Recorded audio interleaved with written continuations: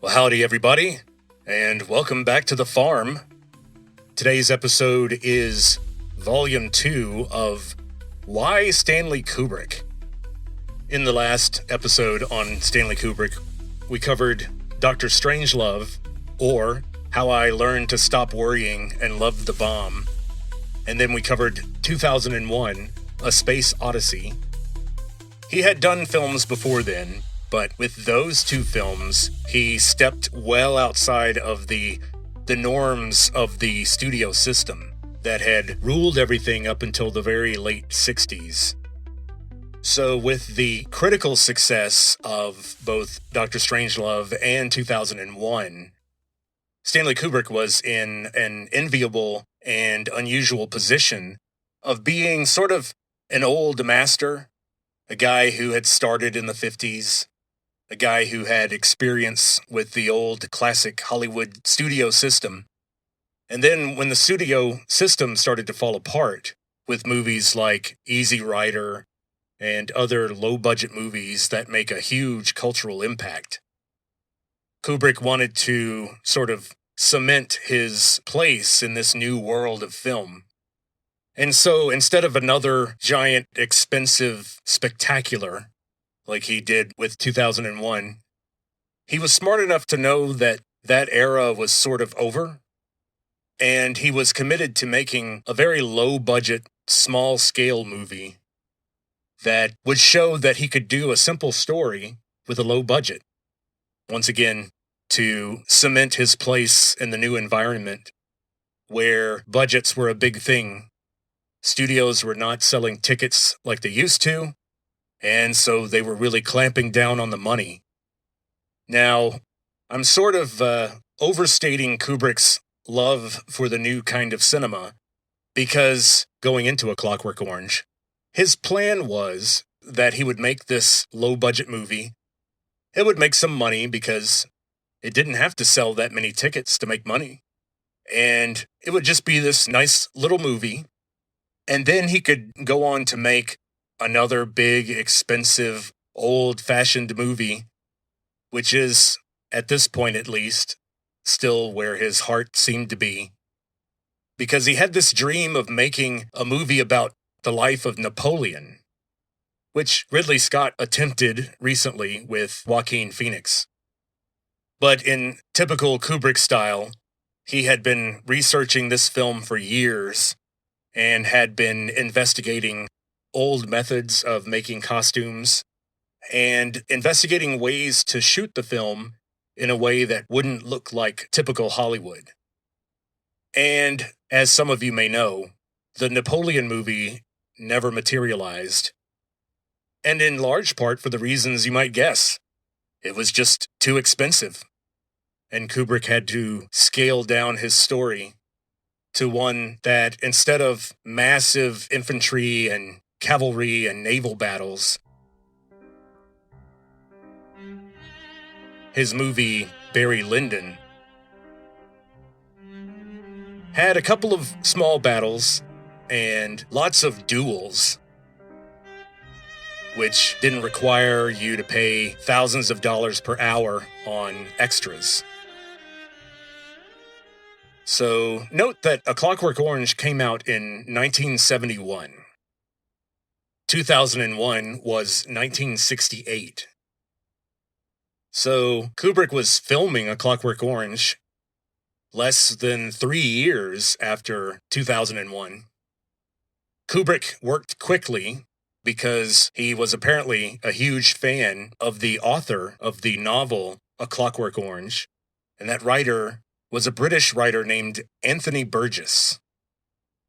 Kubrick loved A Clockwork Orange so much that he paid Anthony Burgess quite a hefty sum of money to write a treatment or a novella about Napoleon's life that would help Kubrick realize his film about Napoleon. But apparently, it didn't help.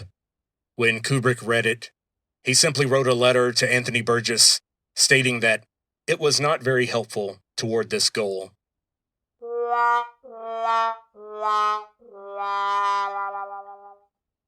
But it wasn't a waste of work.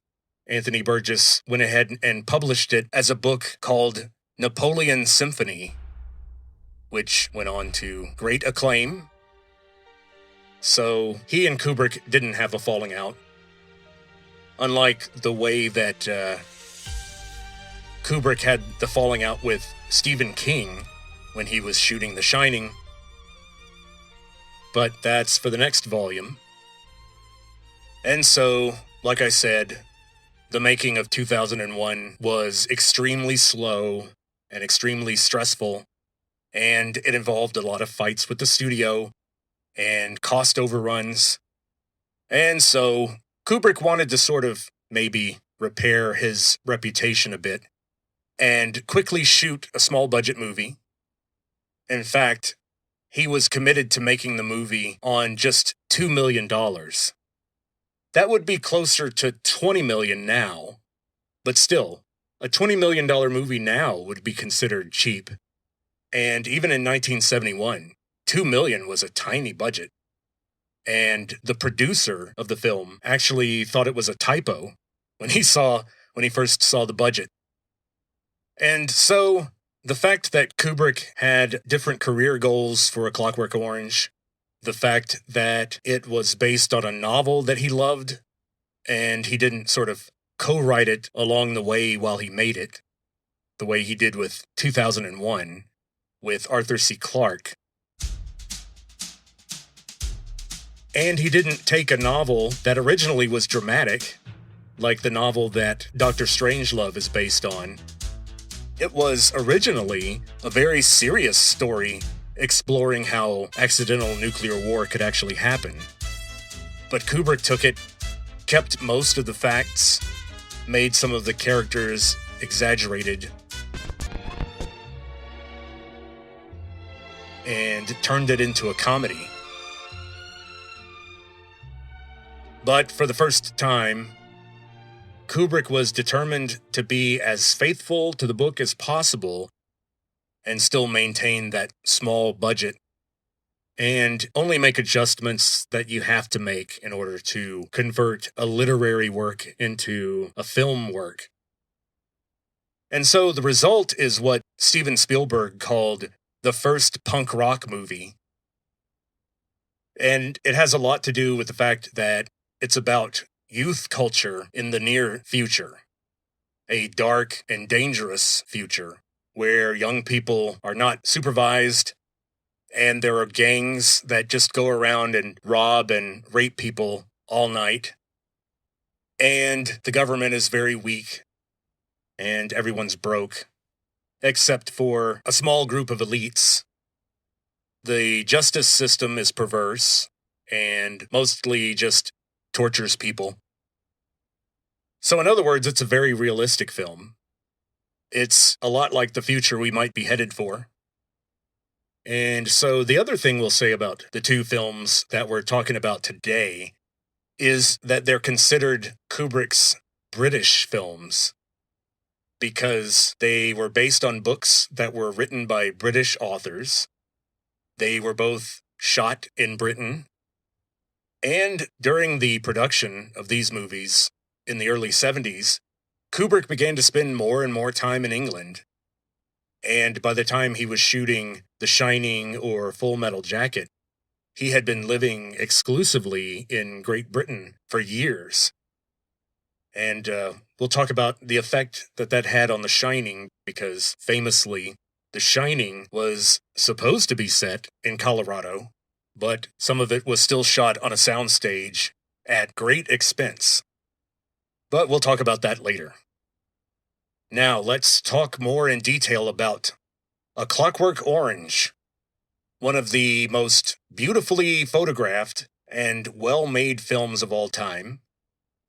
Also, one of the most disturbing movies of all time. And we'll lay out the basic plot here. Once again, sorry for spoilers, but this is not a movie made by M. Night Shyamalan. The story is not the most critical part of what it's trying to say, and while there are a couple of twists and turns, they are mostly, I guess, allegorical. The story is kind of this strange Baroque comedy, even though it's about a psychopathic murderer and rapist. Well, one thing that A Clockwork Orange has in common with 2001 is that both stories generally fall into three segments, where in 2001 you had the dawn of man.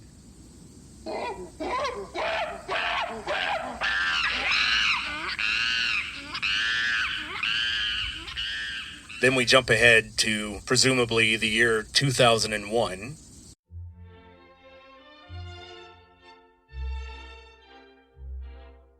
And then, after the incident on the moon, we jump ahead 18 months to the Jupiter mission, where Dave Bowman has to deal with Hal before his transfiguration into the Star Child. Well, in A Clockwork Orange, there are three parts. They are much more closely associated than the segments of 2001. We don't change characters or jump ahead more than, well, there is one gap that covers multiple years, but we kind of traverse that with a montage, so I wouldn't consider it as extreme as 2001. So the first part of the story covers the life of our young protagonist named Alex, and he lives in London about 30 years in the future. And it's a rundown nightmare. Supposedly, some sort of nominally socialist government took over at one point, and it was heavily influenced by Soviet communism. And of course, that's less realistic now. There's definite communists in the world, but no Soviet Union. And the Russian influence was apparently especially heavy in Anthony Burgess's fake historical timeline here. And this socialist government has clearly devolved into some kind of ugly totalitarian regime where there's no real family life. And we see that young Alex is living a crazy life even as a teenager. In the book, he's supposed to be 16, but as we'll talk about shortly, the actor that Kubrick wanted did not exactly look 17, but they just sort of went with it. So, Alex commits a terrible crime, and he's caught. And so the second part of the film involves him going to prison. But then Alex hears about this special treatment that the government has come up with. And if you volunteer for this experimental treatment, you could be released early. So Alex was very keen on trying this program if he could. And so the third part of the movie, we see him being released by the government, and we see the life that he tries to lead after that, and the unfortunate circumstances that lead to his attempted suicide. But then the government changes hands, and Alex undergoes another treatment where he is restored to his former self. And we'll talk about what that means exactly. What is his former self? Well, I didn't know this, but a clockwork orange is an old British term that refers to something that looks normal or organic or even inviting on the outside, like an orange. But you peel it and you find out that it's all machinery inside. There's no orange there. It's all cogs and gears and springs and machine oil. So that's what Alex is. He's a clockwork orange. At a superficial glance, he's a handsome young teenage boy by the sight of him. But if you study him more closely, you find out that there's no soul there. He's a sadist. He's a monster. And so, playing a sadist and a monster in a Kubrick film, especially a low-budget Kubrick film that he wants to shoot quickly, that requires a special kind of actor. And so, the Scottish actor Malcolm McDowell was selected to play Alex. But Malcolm McDowell, at the time of shooting, was 27 years old. So, the strange thing about A Clockwork Orange is you get to see a man who's almost 30 playing a kid who hasn't graduated high school yet. So why did Kubrick pick him? Why did he require of the audience such an extreme suspension of disbelief? Well, I think it's because Malcolm McDowell is insane, and every bit as extreme and dedicated as Stanley Kubrick is to the craft of making a film. And Malcolm McDowell has that quality that all the greatest actors have, and that is a complete and utter fearlessness. He has zero fear of looking stupid or getting hurt or exhausting or humiliating himself to get a scene right. And as we'll see, shooting this movie put Malcolm McDowell in the hospital during one scene where he's being bullied and, you could say, tortured by the government. This man stomps on his chest, and Malcolm McDowell suffered a broken rib from shooting that scene. The other injury was a scratched cornea. We'll talk about how that happened. It's a side effect of the Ludovico treatment. Ludovico, Ludovico. That's the name of the treatment program that Alex signs up for. As we all know, putting your lead actor in the hospital twice is all in a day's work when making a low-key, low-budget film. That makes perfect sense. And now I feel compelled to clarify that I'm being sarcastic. So if you're watching A Clockwork Orange, the first thing you notice is it's hard to understand what anybody is saying. So Kubrick thought that the movie needed to be even more uninviting and disturbing and inaccessible than it already was. And so these horrible characters in this dark story also speak a weird form of English that's full of slang that comes a lot from Russian. And it has to do with the supposed Soviet influence on Britain after its ideological conquest by communists, apparently.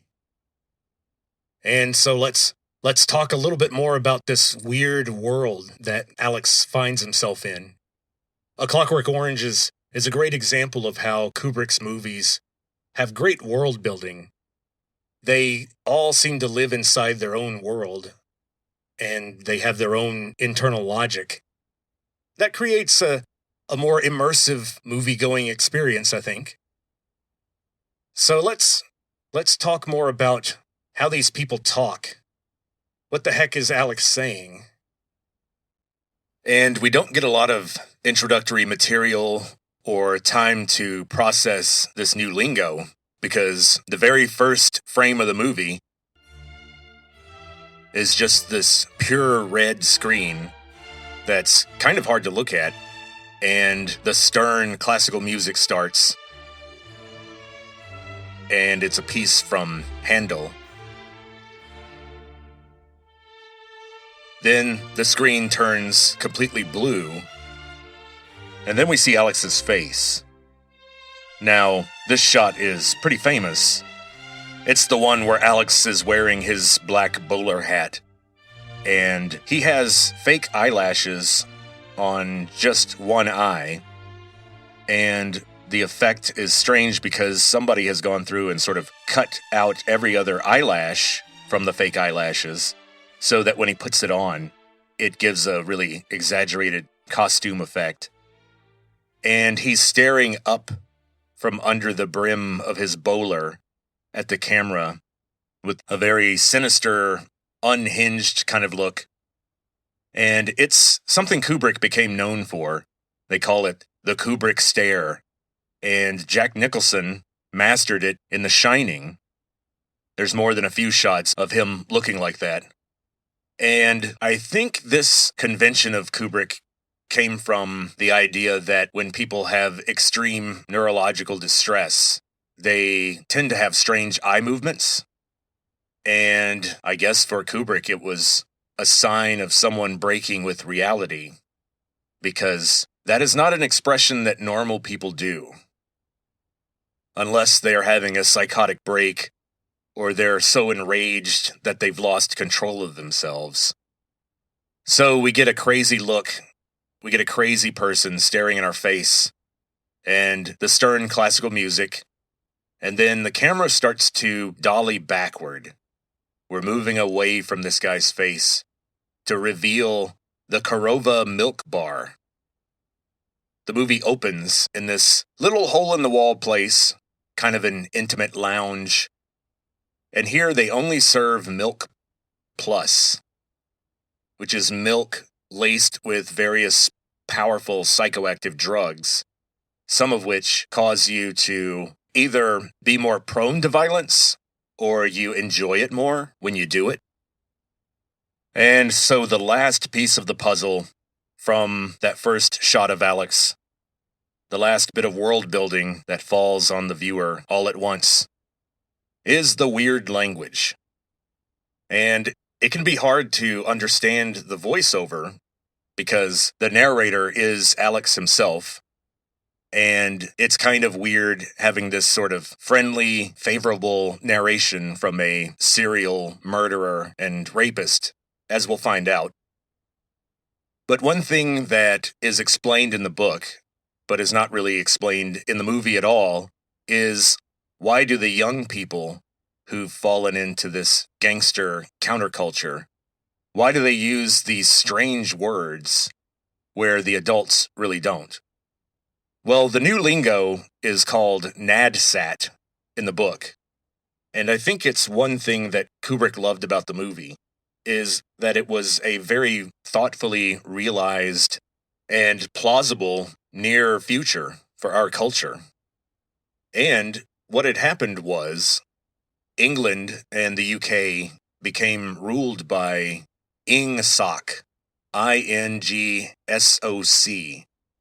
which was the short word for English socialism. And yes, it was still spelled ING. But English socialism was heavily influenced by the Soviet Union and materials written in Russian. And so it's sort of a Russified English. It's English with lots of Russian words and a little bit of strange word order thrown in there to show the influence of Russian on this new kind of English that's forming on the streets of London. And for example, I in Russian, EYE, is glaz, or something like that. I do not claim to know any Russian. But that got cutified into slang English as glazzy. We'll hear Alex say something like, "I couldn't believe me glazzies." And then the word for good in Russian is something like horosho. And the vowel ending, if I'm not mistaken, changes depending on how the word's used, because Russian is a heavily inflected language, kind of like Latin or Greek. One reason it's regarded as one of the most difficult of the European languages. And so this horosho Russian word got cutified into English slang as horror show, just like a horror movie, HORROR. So that adds an even more sinister quality to the dialogue, because when Alex says something is good, he says that it's horror show. For example, they stole this really expensive sports car, and he said when they got it up going really fast on these old country roads, He said the engine was purring real horror show, meaning he liked the way it sounded. Then there's the insults. At the very beginning of the movie, we see Alex actually interrupt a sexual assault that was going to be happening in this abandoned theater. And I don't think for a second that this is an accident. That you have a gang of young people on the stage of a dilapidated theater sexually assaulting a woman, or about to. And I think that's a perfect symbol of a sort of fallen culture, where there used to be great art performed for people with wealth to enjoy. Now we just have young people prowling dilapidated buildings because there is no more culture. At least no more high culture. But you do have inventive language, because when Alex and his droogs, and in this perverse future, the guys that hang with you, your friends in your gang, are your droogs. And so when Alex and his droogs interrupt a rival gang attempting to assault this woman, Alex bursts into the theater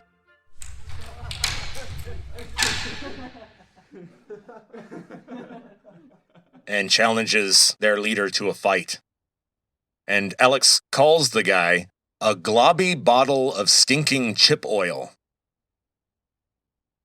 And he tells the guy, "Come and get one in the yarbles, if you have any yarbles, you eunuch jelly thou."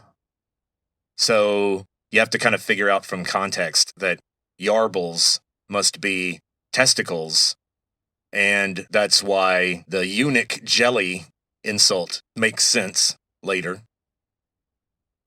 But there's something more than just the lingo going on here. It's not just that we're hearing strange words. The viewer immediately starts to feel that something is off with this movie, and the people talk like cartoons. There's a level of unrealism about it. But this world is so fully realized and self-contained and internally logical that you don't have much of a problem suspending disbelief and going with it, because you think to yourself, well, these are the kind of atomistic robots that people would turn into in the near future if we have no more shared culture, other than the shared culture that gangs have among their droogs. And so we have this very serious movie about some very serious things, but the people act like cartoon characters. And it's kind of shocking or surprising after 2001, where the people were all cold and stodgy. They were all politicians or scientists or these disciplined robotic astronauts. But here in A Clockwork Orange, everyone is sort of a slave to their emotions or their ambitions. And even the adults have childlike qualities. And this is why a lot of people say that A Clockwork Orange is actually a comedy. But it's hard to see that because it's only funny to Alex, or people like him. It's a comedic odyssey, or let's say a wacky comedy adventure, told from the point of view of a rapist, murdering sadist, and almost his pride in how he went into the belly of the beast. In other words, the prison and brainwashing torture program of the Ingsoc government. And somehow he came out smiling at the end and doing what he loved.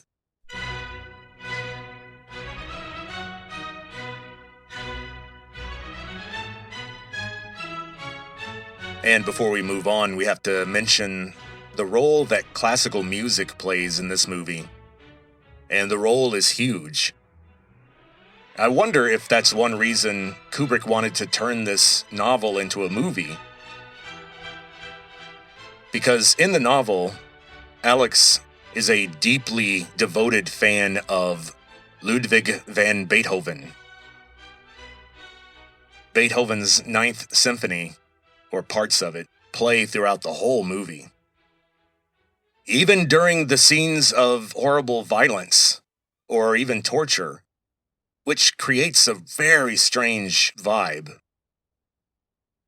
Because he uses the classical music as kind of a relic of the old civilization, when people had a shared culture and worked together, and were concerned about the upbringing of the youth. But not anymore. And so Alex's love of classical music is kind of a weird thing, regarded as almost part of his bad character. And so the movie right away presents us with this bizarre world where it's hard to understand what people are saying, and everyone acts like a cartoon character. And although the first thing we see is Alex breaking up a sexual assault and thoroughly beating the guys that were involved in that, the very next thing we see him do, along with his droogs, is taunt and attack and beat up an old man, an old alcoholic man who was homeless, who was sitting and singing under a bridge. And Alex did not like his singing.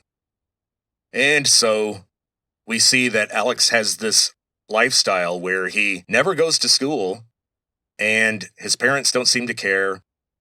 In fact, his mother tells his father at one point that she thinks that when he goes out at night, that he's helping people in the neighborhood, however he might be needed.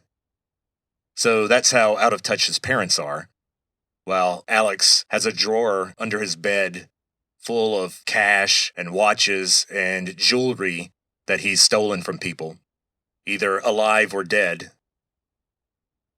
And so a lot of you may be thinking at this point, especially people who haven't seen A Clockwork Orange, they might be thinking, Vincent, this movie sounds awful. Why would anyone want to watch this, let alone make it? This really does sound like an awful film. Well, I think the movie makes people extremely uncomfortable because it's a little too similar to a future that we may not be able to escape, culturally, politically, or socially. But you have to imagine all these terrible things being photographed in an extremely beautiful way, with really inventive, memorable, some might say iconic production and costume design. And then there's the music and great editing that makes the fights look almost choreographed, but still realistic somehow. It's almost like Kubrick wanted to make the violence visually appealing because that helps to put us in Alex's shoes. We see the world through Alex's eyes, where a good, solid beating is a good thing. And so I won't go into any more detail, but just know that Alex is eventually caught by the police, even though he should have been caught years earlier. But we see that the truancy officer of the school kind of has a crush on Alex, I guess. And instead of making sure that he's going to school, he just sort of checks in on Alex and taunts him. And one day, while Alex is in his tighty-whities only, the truancy officer follows Alex into his bedroom, where at one point he does end up fondling him briefly by sort of grabbing his crotch while he's trying to make a point about the importance of Alex keeping his grades up and staying out of trouble. And this is what passes for comedy in this movie. And so, after Alex is caught, the truancy officer is the first person to visit him in prison. And the truancy officer explains to him that his victim, who was in critical condition, has now died in the hospital. Alex is now going to be charged with murder. And so, the truancy officer finally gives up on Alex and spits in his face. It's not a little bit either. And it's gross. And that's not the only thing that Malcolm McDowell had to do while he was in this prison portion of the movie. Kubrick wanted to make sure we understood what prison really means. And maybe he was starting to try to see how much he could get the audience to come back over to Alex's side once we see how terrible he's treated by the government. Didn't work for me. I think Alex deserved everything he got, and I have no sympathy. In fact, there's something a little satisfying about seeing Alex being so thoroughly mistreated. Not in terms of the torture later on, but let's just say that the chief security officer at the prison, the chief guard, loves to show new inmates, especially new smart-ass kids like Alex, exactly who's in charge now. And he tends to walk with almost a goose step, and whenever he stops walking to stand at attention in front of another officer or a superior, he clicks his boots together really loudly, just like a Nazi officer. And this guy is a cartoon character among cartoon characters. He yells and screams, and he does not call any inmates by their names. Alex DeLarge is now known only as 655321. So, the first order of business is to have 655321 stripped down and receive a body cavity search. And so, if you're watching the movie, at this point you're thinking, oh, okay, they're going to cut. They're going to move on to the next thing that poor Alex has to do in prison. One thing they're not going to do is just have us watch him take his clothes off and then have this strange, pencil-thin, mustached, bullying security officer put a little flashlight between his teeth and get on his knees and basically use his hands to open up Alex so that he can do his inspection before sending Alex off to his cell. And they don't cut it. And so 655321 is processed like any other guest of the government. And during Alex's first few years in prison, we see that he mostly keeps to himself. He doesn't start a new gang or join an old gang. In fact, he becomes very friendly with the Anglican minister who runs a church program, a ministry program in the prison. And Alex begins to come to the chapel to help clean it up and prepare for services. And he spends a lot of time reading the Bible from cover to cover. And we see that Alex actually does enjoy reading the Bible. But Alex, in his voiceover, explains to us that his favorite parts of the Bible are all the rape and torture and murder and vengeance and genocide that you see in the Bible. And for a moment, we, as the viewers of the movie, are invited into Alex's imagination, and we see Jesus Christ carrying the cross on the way to Golgotha during the crucifixion, and we see the crown of thorns and the stream of blood trickling down Jesus' face, and then we see that a whip cracks over his head. Someone is flogging him with a cat of nine tails to make him move faster. And we hear a voice saying, "Move along there! Keep it going there!" And the camera whip pans back to see who is this whipping Jesus. And what do you know? It's Alex in a Roman centurion uniform, and he has the biggest smile on his face. So that's the kind of thing that got Alex through his biblical literature program at the prison. You gotta find some way to enjoy the material, I guess. And so, one fateful day, Alex hears about this new treatment program sponsored by the government. And the way it works is that you would be released from the prison and you would go to a hospital. And as we'll see, it has to be a hospital that has a theater somewhere inside of it. But anyway, he asks the minister if the minister could write a letter of recommendation saying that Alex has been working with the church and has shown remorse for his crimes and has been exhibiting very good behavior the last few years.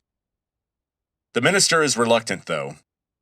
He says that Alex would do better finishing out his sentence and continuing his work in the ministry so that he could continue it when he leaves prison. He would still be a relatively young man when he was released from prison. He'd be about 31 if he finished his entire sentence. And the minister frowns on this Ludovico treatment. And he says that it robs people of their free will. And that morality is about choice. That being a good person is about choosing those actions. Not having your brain scrambled so that you can only do what's allowed. But Alex is very persistent and somewhat convincing, and the minister recommends Alex for the program.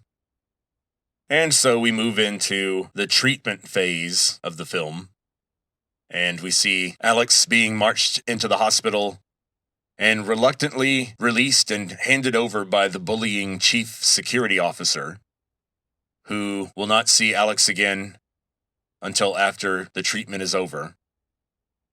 Then we see Alex in his hospital room, in a hospital gown, in a bed, in a fairly cozy room.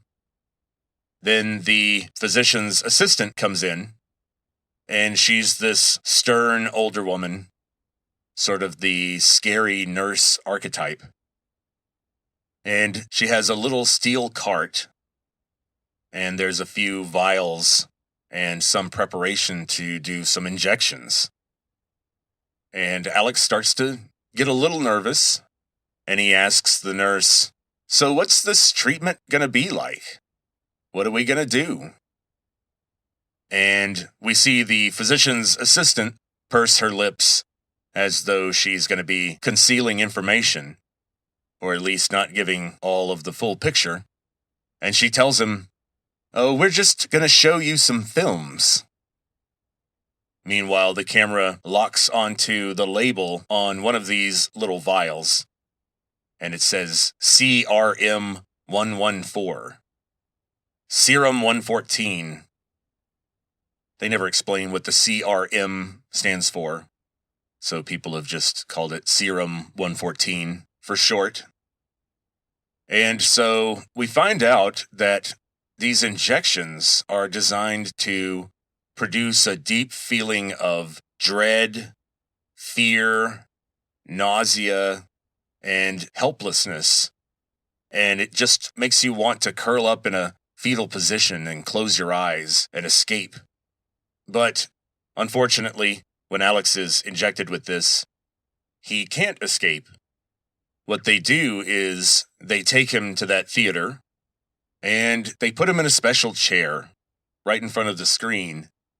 And his body is locked into place, and his head is locked where it can't move away from the screen.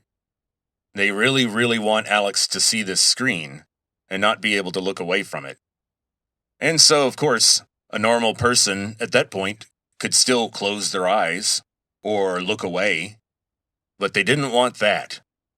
So they have these little brackets that they put in his eyes, and they're metal, and they kind of clip to his top and bottom eyelids.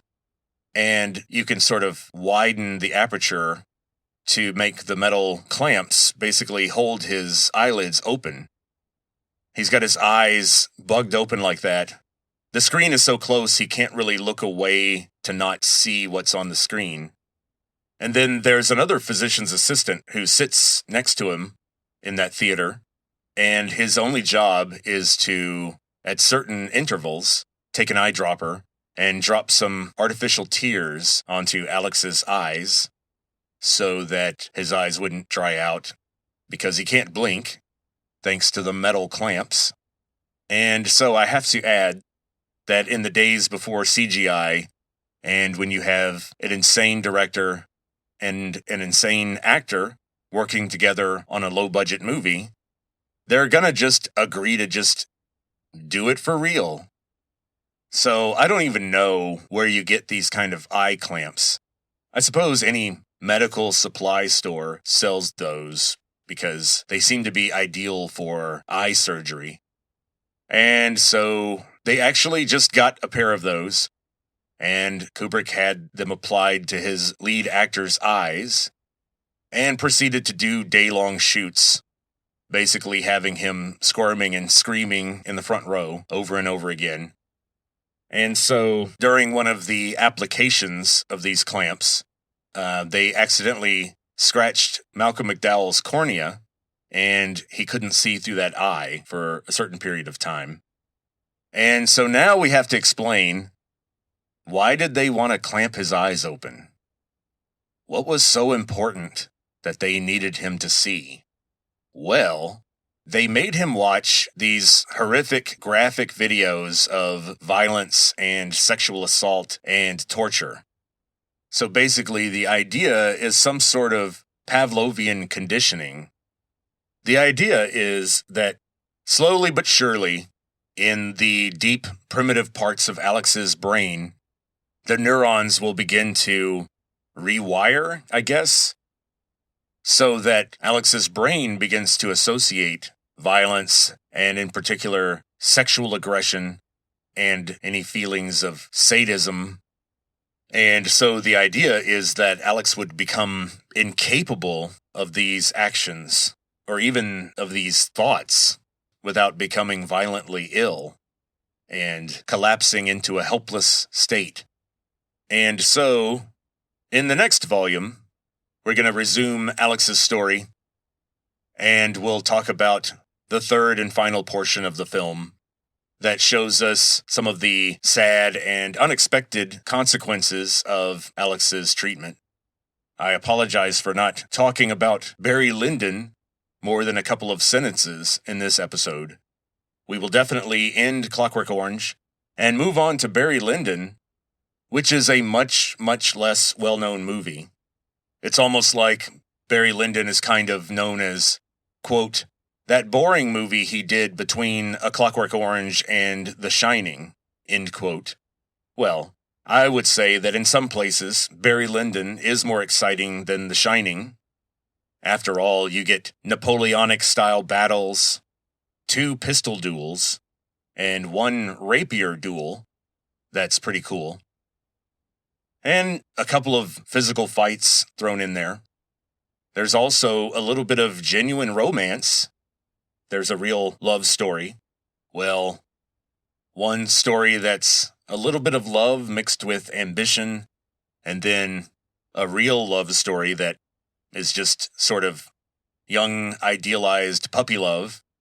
And then a third love-ish story that's more just the result of loneliness and lust.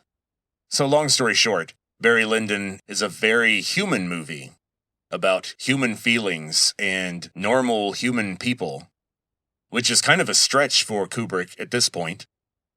We'll also, unfortunately, with Barry Lyndon, talk a lot about photography, because the way Kubrick shot this movie is famously awesome and difficult.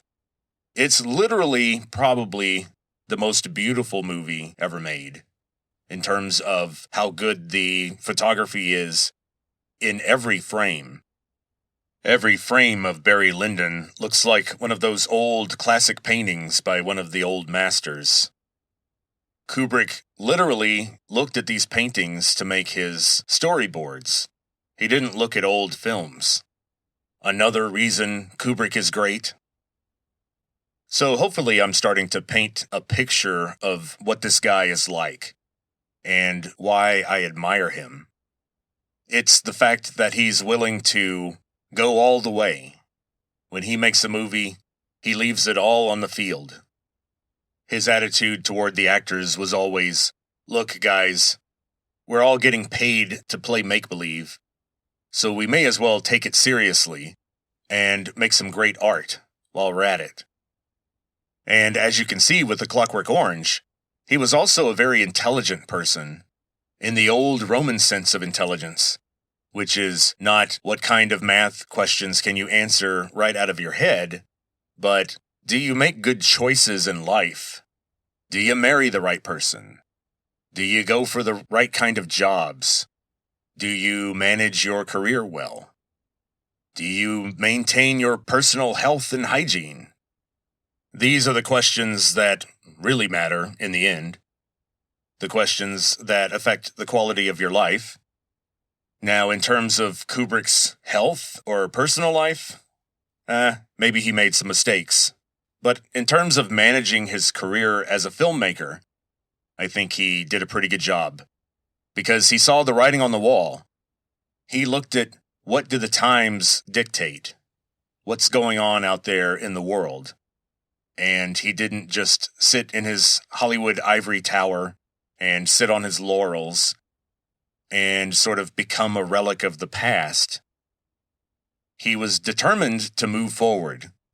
And if the world was looking for smaller, low-budget, experimental films that have a counterculture element and are extremely critical of our current social system, well, with A Clockwork Orange, if Kubrick wanted to make just a small-budget little movie that people would watch and enjoy and would know, oh, hey, if you want a nice, low-budget, well-made movie, go to this guy, Stanley Kubrick. He knows how to do it. Well, as we'll see in the next volume, it turns out that A Clockwork Orange was anything but a simple little movie. It caused a media firestorm. It caused copycat crimes. And the movie was banned in Britain for 25 years.